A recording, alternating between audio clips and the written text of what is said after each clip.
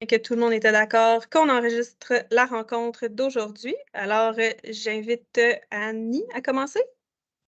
Bien sûr. Fait que bonjour tout le monde. En fait, Fanny nous a demandé de comme un peu illustrer notre parcours depuis le cégep, qui fait quand même 16 ans que j'ai gradué. Donc, ça fait quand même assez longtemps. Je suis une petite vieille des années 2000. Donc, mon parcours à moi est assez atypique. Pour commencer, avant de faire ma technique, j'avais fait un DEC en sciences humaines. Initialement, je voulais être prof au primaire, ce que j'ai clairement compris que c'était pas définitivement pas ma tâche que j'aimerais, ou bien travailler en psychologie. Donc, j'ai fait un DEC en sciences humaines. Mais malheureusement, dans ma dernière année, je suis tombée très, très malade. J'ai eu un rhumatisme articulaire aigu et j'ai été hospitalisée pendant un mois pendant la dernière session d'examen. Alors, j'ai vraiment eu des mauvaises notes. Et ma cote R a complètement planté. Donc, ça me fait énormément de peine, mais je me suis remis en question aussi. Et finalement, je suis retombée à un ancien amour, un premier choix, je dirais, qui était la physiothérapie, parce que ma maman, en fait, a eu des années discales et un syndrome de la queue de cheval quand j'étais très jeune. Et j'ai passé beaucoup de temps en clinique avec elle. Fait que j'ai vu qu'il y avait une technique, je n'étais pas du tout au courant. Puis ça m'a vraiment motivée parce qu'en fait, moi, le cégep ne m'avait pas du tout motivée en sciences humaines. Et je l'ai faite en combinant avec mes cours de sciences pures pour pouvoir aller à l'université par la suite. C'était mon objectif. J'ai adoré mes 3 années à Montmorency. Fait que j'étais à Laval, en fait. J'ai développé vraiment l'amour pour la profession, mais j'ai aussi développé, je dirais, là, euh, l'intérêt pour tous les champs d'expertise de la physiothérapie parce que moi, j'avais des idées préconçues que la physio, c'était du sportif en clinique privée, puis que c'est ça que j'allais faire. Finalement, ben, j'ai découvert que c'était pas mon dada. Fait que j'ai en fait gradué en 2007. Et en fait, ma professeure m'a offert un poste de remplacement. On n'avait pas des choix d'emploi aussi grands que maintenant, je dirais, là. Un poste de remplacement en CLSC, où est-ce que j'avais vraiment une autonomie quasi complète parce que c'était beaucoup en prévention. Donc, si on se rappelle, là, le 39-4, je faisais beaucoup de prévention, le maintien de l'autonomie, d'aider les gens à rester à la maison le plus possible. Et j'étais comme l'intervenante pivot de plusieurs personnes pour m'assurer que tout se passait bien à la maison. J'ai malheureusement pu le poste parce que le congé maternité a pris fin. Donc, j'ai fait 5 ans au privé par la suite. Comme j'en ai mentionné, c'était pas vraiment ma voie comparativement à ce que je pensais lorsque j'étais étudiante.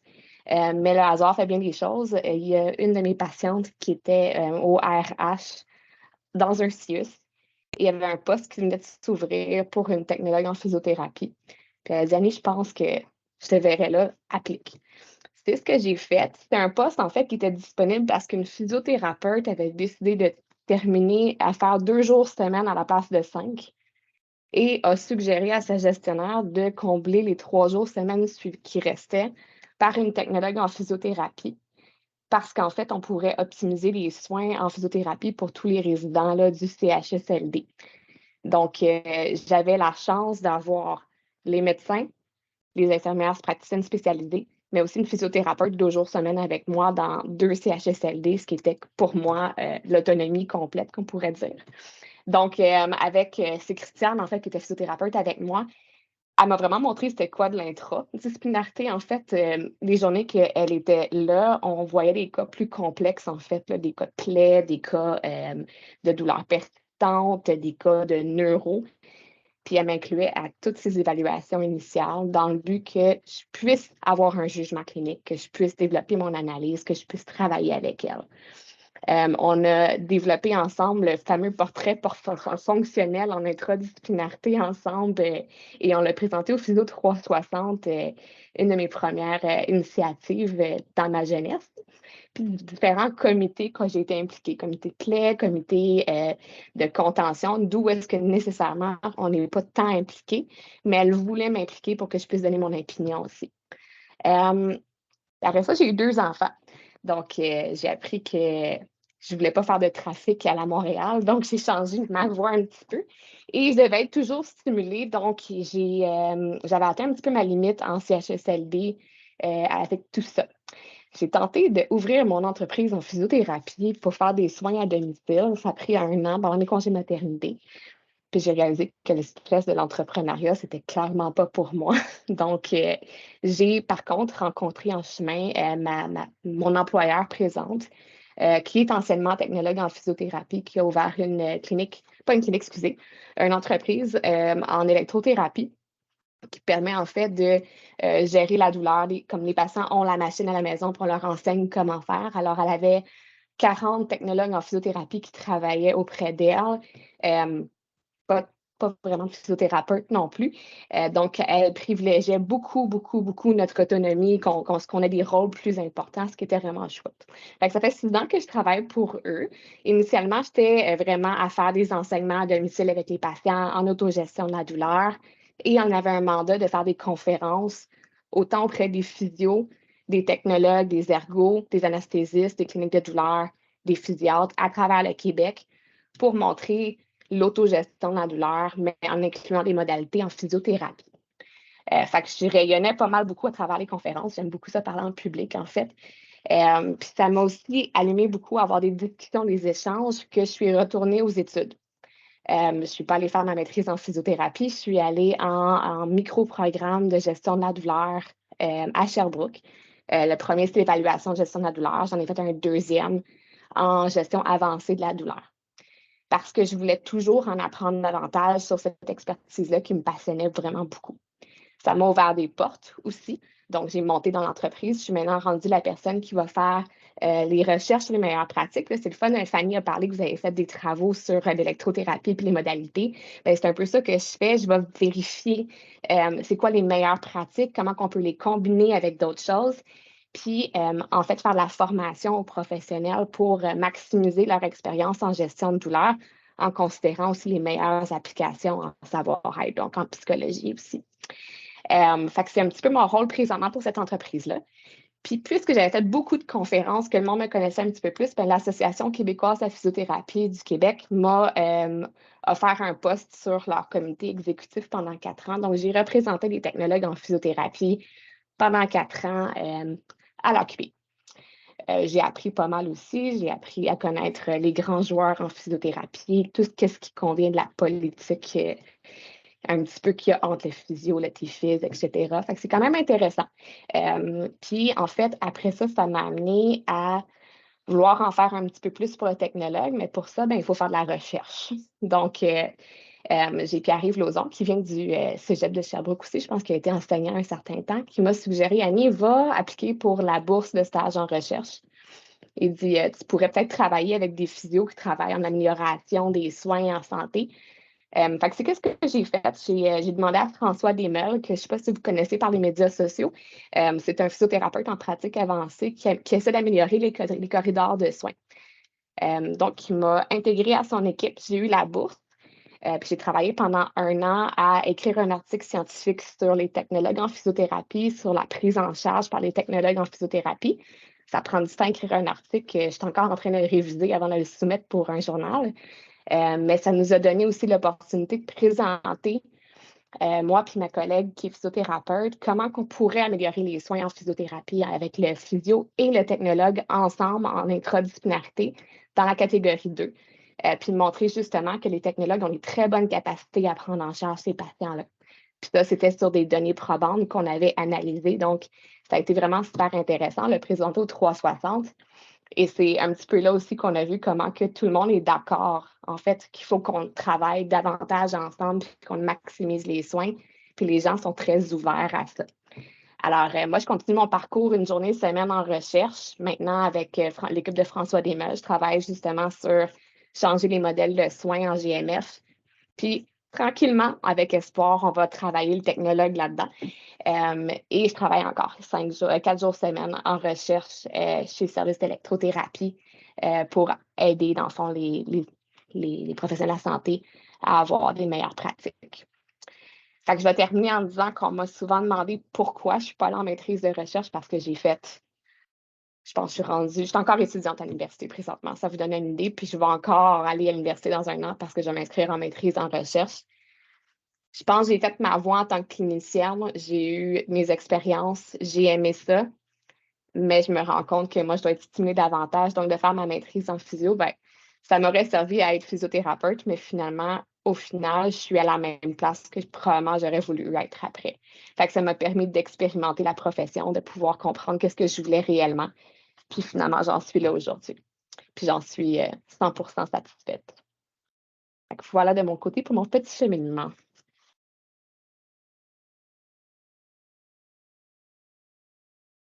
Merci beaucoup. J'avais de la misère à ouvrir mon micro, je savais pas c'était où. Je vais devenir bonne, ça va venir. Cool, fait que si jamais vous avez des questions, n'hésitez pas à les écrire dans la conversation. Puis moi, je pense qu'on devrait tout de suite enchaîner. Vicky-Anne, si tu voulais nous parler, puis à la fin, on prendra du temps pour répondre à toutes les questions. Ça va? Ah ben l'allure. Ah, bébé! Oui. Salut tout le monde.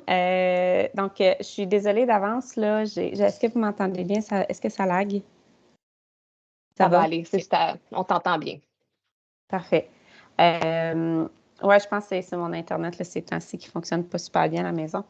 Je suis désolée d'avance. J'ai mon petit garçon qui est à côté de moi, là, de 7 mois. Fait que ça se peut que vous l'entendiez. Il commence à découvrir sa voix. Fait que si jamais il y a de quoi, là, faites-moi signe si jamais vous n'avez pas bien compris. Donc, moi, j'ai gradué en 2013, donc ça va faire 10 ans bientôt, dans quelques mois, que j'ai gradué au cégep de Sherbrooke. Moi, dans mon parcours, en fait, depuis que je suis au secondaire, je me suis dit, je veux devenir physiothérapeute. Je veux aller en physiothérapie, puis je ne savais pas du tout que la technique existait. Fait que moi, je m'alignais pour faire mes sciences nat, puis après ça, à l'université. Puis, journée je pense, journée porte ouverte là, du cégep, j'ai découvert qu'il y avait le programme de la technique, dans cette technique en réadaptation physique. Réadaptation physique. Ouais. Fait que j'ai découvert ça, puis je me suis dit, hey, pourquoi pas faire ça? Je vais avoir direct hands-on tout de suite. Je vais voir si j'aime ça aussi tout de suite. Puis, je ne sais pas si c'est encore comme ça, mais avec le Cégep de Sherbrooke puis l'Université de Sherbrooke, il y a comme un pont qui est fait, puis, en fait, qui c'était comme ça, je ne sais pas si c'est le même encore, qu'on n'avait pas besoin de faire des cours préalables de maths puis de chimie pour se rendre directement dans le programme de physiothérapie à l'Université de Sherbrooke. Fait j'avais pas besoin de faire ces préalables-là, donc je me suis dit, je vais passer par la technique. Oui, c'est 1 an de plus, mais après ça, je vais aller faire physio à l'université. Commence le cégep. Donc, j'ai mis tous mes cours de base à faire. Donc, quand je calcule, là, je me souviens, j'avais 32 heures de cours par semaine, plus tous les devoirs, les études. Puis là, il y a des deuxièmes années. Je ne sais pas s'il y a des troisièmes années, mais il y a des premières années. Les 2 premières années ou première année et demie, là, c'est beaucoup de par cœur, bio, anato, physique. Il y a des affaires là, que c'était tellement difficile à travers tous mes cours de base. Je n'étais pas capable d'y arriver parce que je pense qu'on était 6 qui arrivaient du secondaire. Les autres avaient tous déjà fait des années au cégep, avaient déjà complété déjà un autre deck. Il y en a qui c'était des retours aux études. Fait qu'eux, il n'y avait pas de cours de base à faire. Donc, eux, il y avait peut-être 20 heures de cours. Je ne sais pas c'était combien, mais il n'y en avait vraiment pas beaucoup. Fait qu'eux, ils étaient capables d'aller chercher 98 dans leurs examens. Moi, à travers de ça, je travaillais. Donc, je me suis rendu compte, là, après un an et demi, là, que ça n'avait pas de sens. Je ne pouvais pas continuer de pousser comme ça. Fait que j'ai eu comme un deuil à faire de dire, gars, je ne pourrais pas être en haut de la moyenne puis toujours être performer quand j'ai tout à faire. Puis, fait que j'ai comme fait mon deuil. Je dis, gars, je ne ferai pas physio, puis au pire, il y a possibilité d'aller à l'université dans d'autres programmes, puis voir, tu sais, si je peux, tu sais, soit monter ma code Z pour pouvoir rentrer en physio par la suite. Fait que je me suis dit, gars, on va y aller une chose à la fois. Fait que j'ai fait ma technique, j'ai gradué il y a 10 ans. Puis, par la suite, j'ai décidé d'aller faire mon cours en massothérapie. Je ne m'étais pas trouvé d'emploi. Puis, tu sais, pour me trouver un emploi, là, dans ce temps-là, il fallait aller soit à Montréal ou à Québec. Il n'y en avait pas dans la région de Sherbrooke. Donc, j'ai fait mon cours en massothérapie, j'ai fait une session. Par la suite, je me suis trouvé une job à temps partiel comme thérapeute en réadaptation, au TRP, TFIS. Puis, je travaillais à temps partiel comme massothérapeute.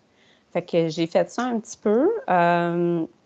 Puis, moi, sur le site, j'ai une passion qui est le cirque. Je suis entraîneur de cirque puis artiste de cirque à mes heures.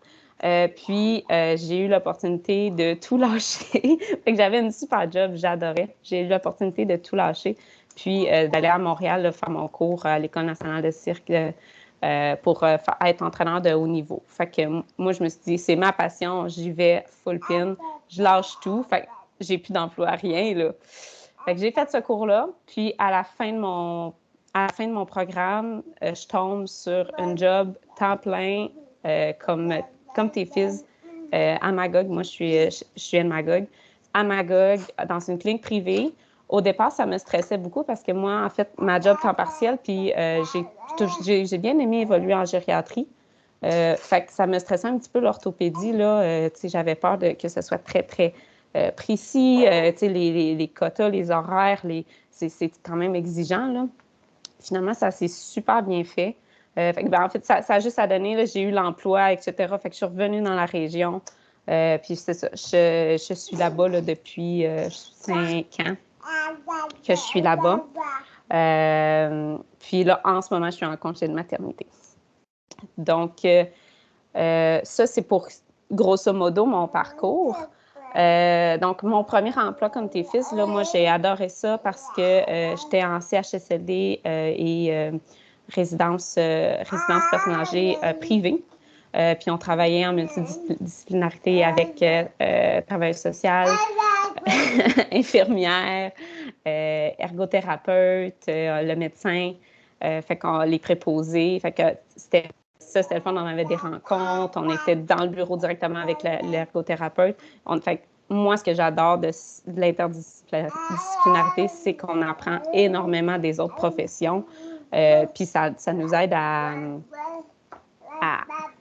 créer un peu notre propre chemin, puis dans qu'est-ce qu'on aime moins, puis comment qu'on veut pratiquer. Ce sera pas long.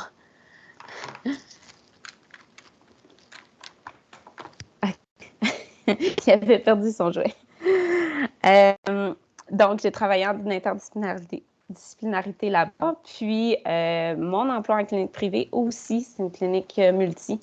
Donc, travaille avec une ergothérapeute, mais là, pas du tout le même genre d'ergothérapeute. Là. En CHSLD, s'occupe plus des ajustements, des lits, des surfaces, des chaises roulantes, des fauteuils roulants, etc. En clinique privée, on s'occupe vraiment plus de la fonction. Fait que pour ceux qui ont eu le cours éducation fonctionnelle, je ne sais pas si c'est encore ça le nom du cours, c'est ça, 100% de sa job, c'est faire ça, l'ergothérapeute en clinique privée presque. 100%, 90% de sa job, c'est ça.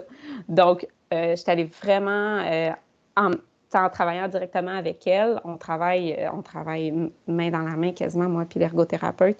J'ai appris énormément sur la fonction que je connaissais déjà beaucoup avec la gériatrie parce qu'on en fait plus en gériatrie, mais la fonction en orthopédie, c'est vraiment intéressant parce que la vie de tous les jours, de tout le monde est différent. Fait qu'il n'y a pas de... Je trouve que c'est pas monotone du tout. J'adore ça. Là. On fait... Tout le monde a des passe-temps, des activités différentes. Il y en a un qui joue au golf, mais que tu le traites pour quelque chose qui n'a pas rapport au golf, sauf que lui, il aimerait ça dans son objectif de revenir au golf ou d'en faire. Donc, soit le golf ou l'autre, elle tricote. Fait que là, quand elle tricote, ça lui fait mal un petit peu. Même si ça n'a pas rapport avec sa lésion, il faut qu'on trouve des idées pour adapter pour qu'elle puisse continuer ses passe-temps. Fait que moi, j'adore ça. Puis à travers de ça, je suis capable de mélanger aussi la créativité du cirque, là, puis d'aller... le cirque, j'adore ça parce que le corps, il bouge dans tellement différentes manières. Puis j'adore analyser comment le corps bouge. Donc, toute la partie analyse, moi, c'est mon dada. Donc, j'analyse qu'est-ce qui ne marche pas ou j'analyse qu'est-ce qui fonctionne bien, puis comment qu'on peut l'optimiser, comment qu'on peut modifier les exercices, comment qu'on peut... Fait que je l'utilise dans mon quotidien au travail. Puis c'est une des parties que j'adore, c'est vraiment la créativité, même si en orthopédie, il faut être un petit peu plus je dirais, pointilleux sur certaines choses, là, qu'on a, d'aller chercher des objectifs plus précis ou plus grands peut-être qu'en gériatrie. Mais je suis capable d'aller chercher vraiment le côté plus créatif puis de rendre les exercices, les traitements vraiment plus agréables pour tout le monde parce que moi, j'ai du plaisir à le faire, à créer des séances qui sont le fun. Puis le patient, il ne trouve pas ça plate de faire toujours les mêmes exercices. Puis, donc, on varie beaucoup. Je pense qu'une chose que j'ai oublié de mentionner, je traite des patients accidentés de la route puis accidentés du travail. C'est 100% de mes tâches, de mes clients. Fait que c'est des gens qui viennent 3 fois semaine en clinique. 2 à 3 fois semaine en clinique pour leur traitement, pour retourner au travail ou quand c'est accidenté de la route. Habituellement aussi, il y a un retour au travail après à planifier. Là. Mais fait que c'est des gens qui, des fois, qui ne sont pas toujours motivés à retourner au travail. La motivation, c'est plus difficile là, parce qu'ils se sont blessés au travail. Des fois, il peut y avoir une peur liée à ça. Il y a souvent beaucoup de Il y a souvent beaucoup de psychosocial lié à ça. Donc, on essaie de vraiment motiver le patient à se prendre en main pour qu'il soit capable de retourner au travail là, aisément. Donc, moi, au travail, à la clinique où je suis, comment on fonctionne, le physio fait l'éval initial. Puis, par la suite, j'ai 100%, j'ai champ libre pour faire ce que je veux, là, 100%. Là. Fait que, tout dépendamment des catégories, là, mais habituellement, on se trouve toujours en catégorie 2. Là, fait que j'ai toujours mon éval, puis des préalables auprès du physio. Puis le physio est toujours disponible si jamais j'ai des questions ou on tenait des rencontres aux 2 semaines pour vérifier, bon, on s'enligne où, qu'est-ce qu'il y en est, comment on progresse quand il y en a des problèmes. Ce sera pas long.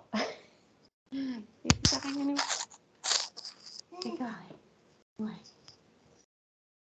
Je vais le prendre dans mes bras tantôt pour la prochaine partie. Pour les questions. Donc, c'est ça, j'ai 100% le contrôle sur mon plan de traitement, sur les exercices que je fais. C'est vraiment moi qui gère mes choses à 100%. Donc, j'ai pas vraiment l'impression d'être sous... J'ai pas vraiment l'impression d'être sous un physio qui me dit quoi faire. Là. Dans le fond, le physio a donné son impression clinique avec son éval, puis par la suite, c'est moi qui s'occupe de presque tout. Là. En collaboration avec l'ergothérapeute beaucoup. Et une petite collaboration avec le physio là, si au besoin. Donc, ça, fait qu'en gros, moi, ce que j'aime de mon travail là, actuel, c'est vraiment l'autonomie que j'ai à la clinique, que je peux utiliser ma créativité, qu'on est en multidisciplinarité. Là, fait que j'apprends beaucoup des autres professions. Là. On a acupuncteur, ostéopathe, massothérapeutes aussi qui sont là. Puis, si c'était à refaire, je pense que je me mettrais pas la pression d'aller en physio. Puis, avec la technique, je suis vraiment comblée avec mon travail. Je sens pas la pression de Monsieur Jacques qui arrive à la clinique et dit « J'ai mal dans le dos, qu'est-ce que j'ai? Trouve-moi ce que j'ai. » Puis que là, tu dois fouiller puis trouver. Puis que la pression aussi les physiothérapeutes voient beaucoup de clientèle privée. Donc, tu as comme la pression de les gens payent, les gens veulent des résultats. Versus CNES, ST-SAC, il n'y a pas cette pression-là. Fait que moi, au niveau anxiété, ça diminue beaucoup parce que justement, j'ai pas la pression de trouver ce que les gens ont et de performer demain parce que là, ils se sont dit, moi, je viens 2 rendez-vous et c'est tout. Ou les gens, ils ont comme pas le choix de venir à leur rendez-vous. Fait j'enlève cette pression-là. Puis moi, j'adore ça. Là. Donc, si c'était à refaire, je pense que je ne penserais même pas à faire ma physio puis juste aller directement à la technique parce que j'adore mon travail. Puis, c'est ça, en gros. Là.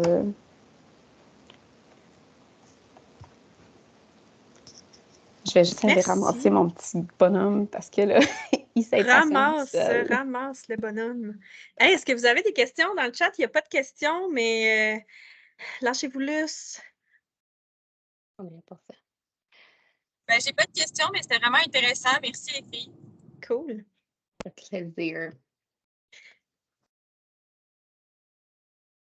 Moi, ce que je perçois, là, c'est que, tu sais, mettons, ce que je voulais rajouter, c'est, tu sais, en CNESST, elle disait tantôt que ça enlève un peu de pression puis tout ça, mais tu sais, moi, ce que j'aime j'en ai traité beaucoup, là, des CNESST puis SAC dans ma vie, c'est que, tu sais, ces gens-là, ils ont vraiment beaucoup besoin d'un lien, je vais dire un lien d'attachement, là, mais tu sais, on crée vraiment un lien qui est super fort avec ces gens-là parce qu'ils ont besoin de ça dans l'optique d'aller retourner travailler, puis il faut qu'on arrive à les motiver à ça. Puis, tu sais, je pense que dans ma personnalité, j'ai ça, là, tu sais, j'aime soigner les gens, mais j'aime créer des liens avec les gens. Puis, tu sais, je sais qu'ils ont confiance en ce que je fais. Puis, tu sais, moi, c'est une satisfaction vraiment grande de ramasser quelqu'un qui me dit, moi, genre, j'haïs ma job, puis je veux pas y retourner. Puis finalement, que au fil des discussions, on trouve soit une solution pour retourner travailler ou on trouve un courage d'abandonner son travail que ça fait genre 10 ans qu'il fait, puis qu'il a eu pour mourir, puis finalement, il va changer de travail, puis il a trouvé une nouvelle vocation. Puis, tu sais, tout ça, moi, je trouve ça vraiment super inspirant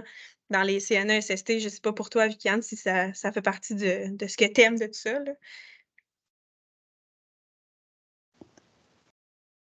Je sais pas si... Est-ce que ça fonctionne? Oui, ça Tu fonctionne. lags un petit Vous m'entendez? OK. On voit bébé. Oui. Donc, oui, moi, avec les CNSST, c'est ça aussi, c'est qu'on ne fait pas juste la réadaptation, mais on les accompagne dans le cheminement. Il y a quand même beaucoup d'épreuves psychosociales liées à tout ça. Puis je pense que c'est dans les prochaines choses que je vais aller chercher comme formation, là, aller vraiment pour mieux outiller mes patients au niveau psychosocial. Là, il y a vraiment beaucoup de choses à voir le travail, que des fois, ils sont moins motivés, qu'ils ont peur, que des gens, on en connaît tous, des gens là, qui travaillent, puis ils prennent jamais de pause, puis je prendrai des pauses, mais que je sois à la retraite ou même que je sois mort, mais que, dans le fond, ils ne s'aident pas là, en faisant ça. Fait que c'est des conscientiser à tout ça, puis des conscientiser à des bonnes habitudes de vie en général, pas juste liées au travail, mais de vie en général, pour que Gérard, qui a 56 ans, puis la retraite approche, lui rappeler que tu n'as pas besoin de te pousser trop fort, pas de pousser à ton maximum au travail parce que tu as une retraite qui s'en vient bientôt, puis ce serait le fun que ton corps soit là pour en profiter. T'sais. Fait que on a des super belles discussions avec les patients, puis de les faire réaliser des choses. Là, moi, j'adore ça. Cool. Annie, tu avais une question? J'ai juste un ajout ou deux. Qu'est-ce que je voudrais dire pour complémenter avec Yann là, avec la formation? En fait, je pense que le fait qu'on travaille avec de la CNESST puis de la SAC, puis ça crée souvent qu'on a des cas complexes, on ne se le cachera pas. Mais vous allez devenir expert dans. On se crée des expertises en tant que phys aussi là-dedans. Puis en allant chercher la formation pour complémenter, où est-ce qu'on se dit, ah, ça, je pense que je pourrais m'améliorer, il y en a une tonne de formation continue maintenant aussi, puis c'est ça qui fait qu'on crée nos champs d'expertise, puis qu'on se crée des passions. Moi, je n'aurais jamais pensé que la douleur chronique, ça serait mon dada il y a 10 ans. Là. Mais finalement, quand on va tout chercher ces acquis-là, puis qu'on maîtrise, puis qu'on apprend à motiver les patients, on apprend des techniques efficaces, puis qu'on a l'impression de faire des belles interventions, puis on change la vie des gens à un certain point, c'est hyper valorisant. Puis l'autre point que j'aimerais amener aussi, c'est qu'en fait, aussi, là, en tant que technologue, on a tendance à souvent se dire qu'on est en catégorie 2 ou en catégorie 1, mais il y a tellement d'opportunités qui peuvent se présenter dans les autres catégories en travaillant étroitement là, avec les professionnels de la santé. Puis ça, c'est pas nécessairement juste le physiothérapeute, ça peut être les spécialistes, ça peut être... je travaille sur des cas de périnéal en ce moment. Fait que c'est un champ qui est extrêmement complexe, puis on a dû valider auprès de l'ordre, on a dû regarder certaines choses. Je ne fais pas des interventions internes parce qu'on n'a pas le droit, mais il y a des ouvertures, il faut juste être créatif, s'assurer que ça fonctionne bien avec la réglementation, puis on peut se trouver des passions qui nous passionnent. Fait que je pense que le mot passion est important, puis de le maintenir là-dedans.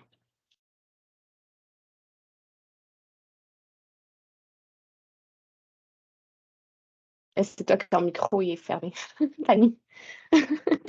Fait que vous voyez juste mes petites faces, puis je parle dans le vide, c'est le fun. Donc, vous n'avez pas d'autres questions? Je vois pas que, ben, du moins, j'ai pas cliqué, mais il n'y a pas rien qui est apparu dans la conversation. Donc, ça va être tout pour aujourd'hui. Puis, merci beaucoup d'être venu. Je suis vraiment contente d'avoir eu plein de monde, plein de beau monde. Puis, on se revoit la semaine prochaine avec 2 nouveaux invités qui vont venir vous parler. On va s'en reparler, là, je vais vous achaler avec ça tous les jours. Bon long week-end à tous. Bye. Bye bye. Bye! Merci beaucoup. Bye! Merci de votre présence. Bye.